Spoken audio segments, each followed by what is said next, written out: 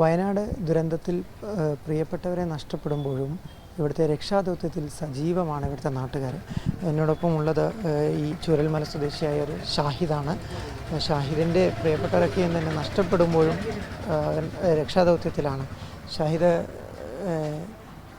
ഈ ഒരു രക്ഷാദൗത്യത്തിൽ ഒരു ദുരന്തം കഴിഞ്ഞ മുതലുണ്ടല്ലേ, പ്രിയപ്പെട്ടവരൊക്കെയും നഷ്ടപ്പെട്ടു പോവുകയും ചെയ്തു. ഞാനാ നാട്ടുകാരനാണ്. പിന്നെ അവിടെ പോയിട്ട് അത് കാണാനുള്ളൊരു മനക്കരുത്ത് എനിക്കില്ല. അപ്പോൾ ഞങ്ങൾ അവിടെ നിന്ന് പോയി അവിടെ നിന്ന് ആദ്യം നമുക്കിവിടെ ക്യാമ്പിലോട്ടുള്ള ആൾക്കാരെ ഫുള്ള് മാറ്റി അന്ന് വൈകുന്നേരം മുതലാണ് നമുക്ക് ഫ്രീസർ വന്നതും ബോഡി വന്നതും. ആ ബോഡി വന്നത് മുതൽ ഞാനിവിടെ ഉണ്ട്. എന്നൊക്കെ 7 ദിവസമായി. രാവും പകലും ഇവിടെ ഞാനുണ്ട്. ഞാനും ഉണ്ട്, എൻ്റെ അളിയനുണ്ട്, പിന്നെ ജയശേട്ടനുണ്ട്, പിന്നെ നമ്മളെ ഉള്ളിൽ നൗഷാക്ക് സിദ്ദീഖ. ഞങ്ങൾ ഫുൾ ടൈം ഞങ്ങളിവിടെ ഉണ്ട്. എന്താ വെച്ചാൽ ഞങ്ങളവിടെ പോയിട്ട് ഞങ്ങൾക്ക് തരാൻ അവിടെ കൂടാം.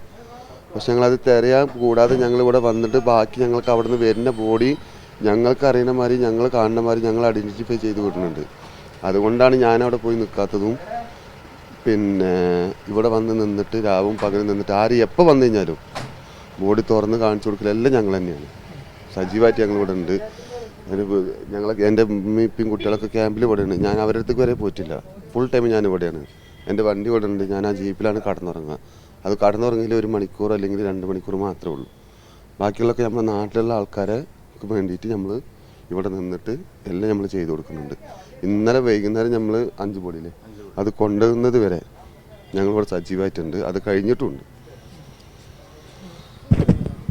വലിയൊരു മനസ്സ് തന്നെ എന്ന് പറയേണ്ടി വരും. കാരണം ഇത്തരത്തിൽ ഒരു രക്ഷാദൗത്യത്തിൽ ഏർപ്പെടുക എന്നുള്ളത് ശരിക്കും നമ്മൾക്ക് വിചാരിക്കുന്നതിനപ്പുറത്താണ്.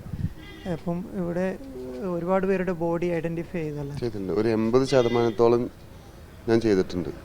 അത് ഞാനെന്നല്ല, എല്ലാവരും എൻ്റെ കൂടെ ഉണ്ട്.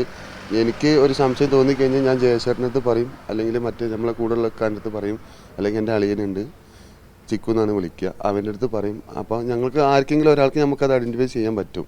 എന്നിട്ട് അവർ ആരെങ്കിലും ബന്ധുക്കളെ കാണുക, അല്ലെങ്കിൽ അവർ വന്നിട്ട് ചിലപ്പം ഞാനേ ഉള്ളൂ ഇവിടെ, ബാക്കിയുള്ളവരൊക്കെ പുറത്തുള്ള ചൂരമല ഭാഗത്തുള്ളത് ഞാൻ മാത്രമേ ഉള്ളൂ.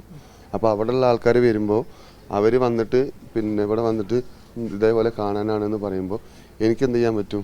എന്നാൽ വരി നമുക്ക് നോക്കട്ടോ എന്ന് പറഞ്ഞു കഴിഞ്ഞാൽ അതേപോലെ ഞങ്ങൾ ഇവിടുന്ന് ഞാൻ തന്നെ ഐഡൻറ്റിഫൈ ചെയ്ത് എൻ്റെ വാർഡിലുള്ള നാട്ടുകാരാണ് കണ്ട് ഞാനാണ് കൊണ്ടുപോയിട്ട് ഒരു 80% ബോഡി ഞാൻ കാണിച്ചു കൊടുത്തിട്ടുണ്ട്.